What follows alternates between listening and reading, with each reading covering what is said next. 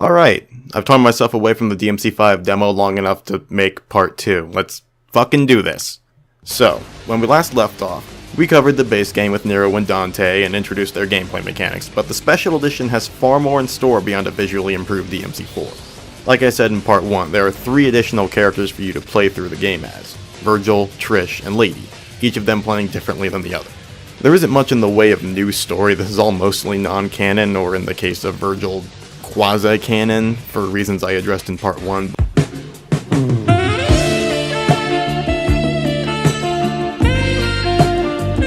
But holy shit, are all of them so much fun to play as.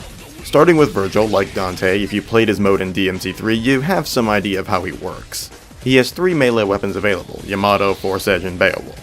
Yamato has a lot of quick multi-slash attacks, Force Edge works very similar to Dante's Rebellion, and Beowulf, if you never bothered to use it back in DMC3 or any of the other Punch Boy weapons this series offers, focuses around charge attacks, increasing damage the longer you delay a strike.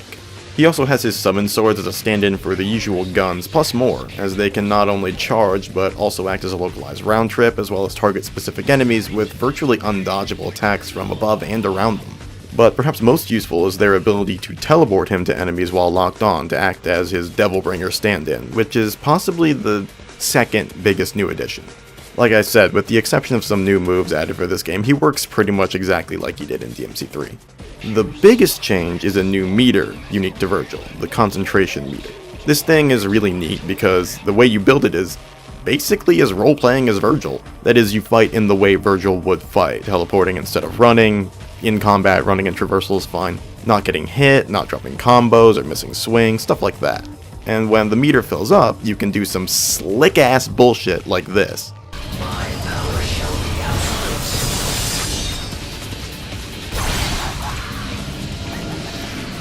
Notably, whether you're devil triggered or not will determine the moves that you can use with a full concentration meter. But as much as I love Virgil, we shouldn't give him all the spotlight. Move over, you gorgeous disaster, it's time for Fireteam Waifu! Like Dante and Nero, Lady and Trish switch out about halfway through the game, Lady taking the first half and Trish taking the second. Lady is basically the gunslinger style taken to an extreme. She does have melee attacks, but they are a very minor part of her moveset. That said, they are wide sweeping and useful for when you're cornered or up close to a tight pack of enemies. Most of the mileage you'll be getting out of her comes from her guns though. Pistols, shotgun, and of course the rocket launcher. Lady's big thing is up here, the gun meter. Her gun attacks on their own aren't all that powerful, so you'd be hard pressed to get through the whole game just by mashing shoot.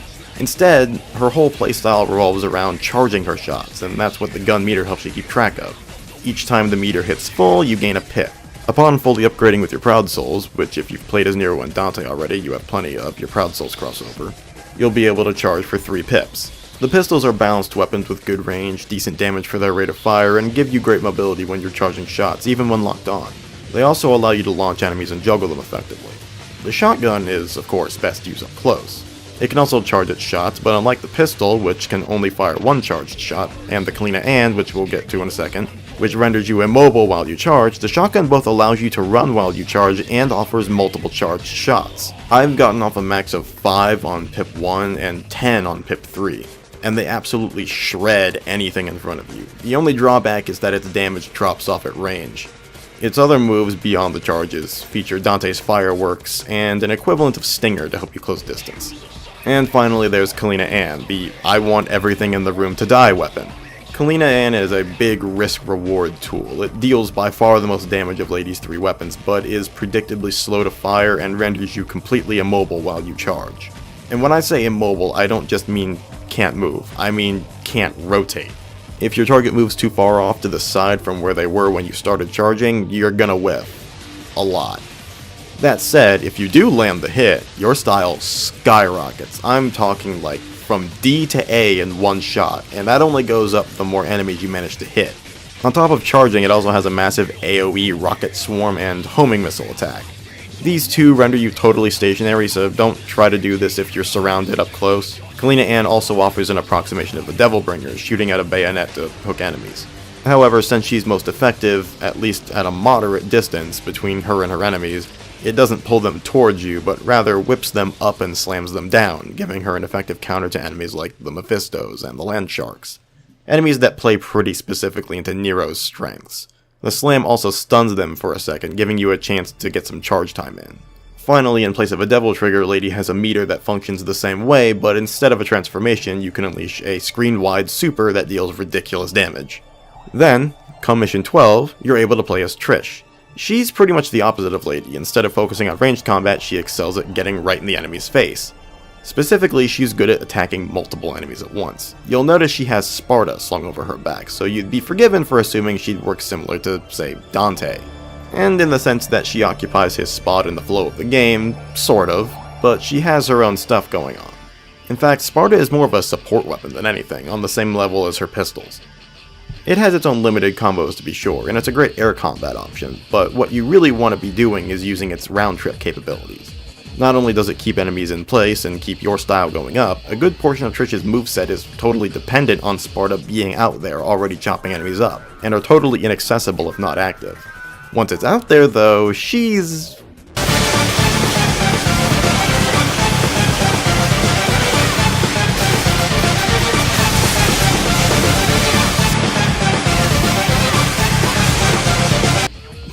really fun.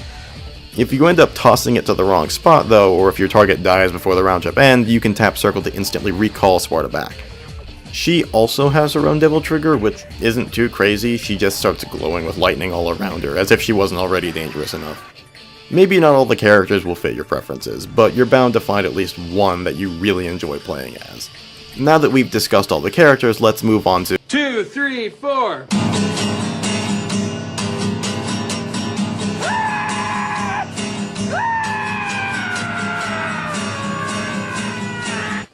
Oh! Right!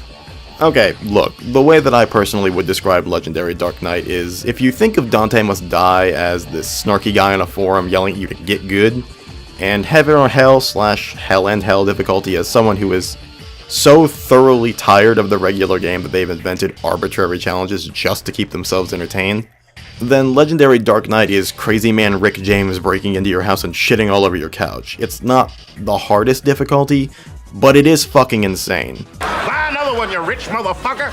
This is the first mission on LDK difficulty, and it only gets worse from there. Hell, even Burial will give you a run for your money on LDK.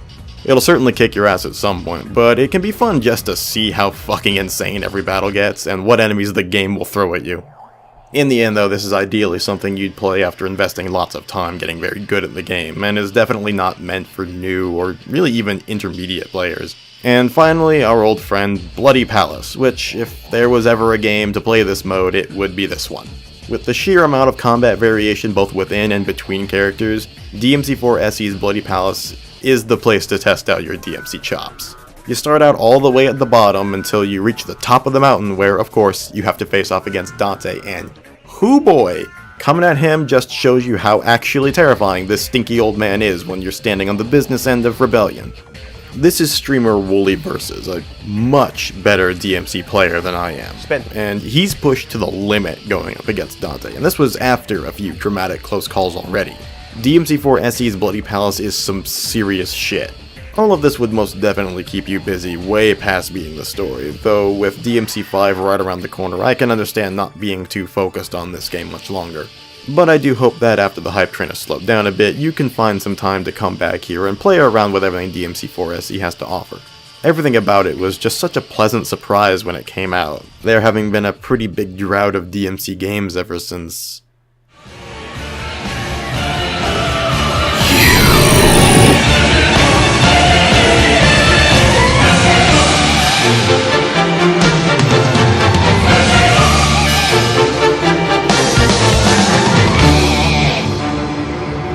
Time has come!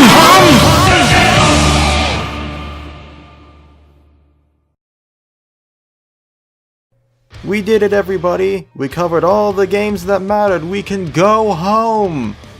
No, but first things first, yes, I am absolutely over-dramatizing my dislike of DMC Devil May Cry. It's not that bad. I'm just having a little bit of fun. I don't particularly care about that game enough to give it its own video, but it will feature prominently in the next video I do, which will be about all the other non-essential DMC media, and then we'll be done. We'll be done with Devil May Cry stuff for a while, and then I'll move on to something new. This was a short one, so I'm not going to drag the credits out too long. There's not a whole lot to put up here anyway, so I'll just see you guys on the next one. Links to social media stuff down below, as well as other links to, you know, Wooly Versus, the streamer I featured in this video, link to the cool cover that's currently playing over these credits. You can find a link down to that too, made by a guy named Little V. If you haven't heard of him, go check him out. He does awesome video game metal covers. Go ahead and do all that YouTube stuff down in the comments and with the subscribe button. I don't know how YouTube works. Anyway, I'll see you guys around. Stay stylish.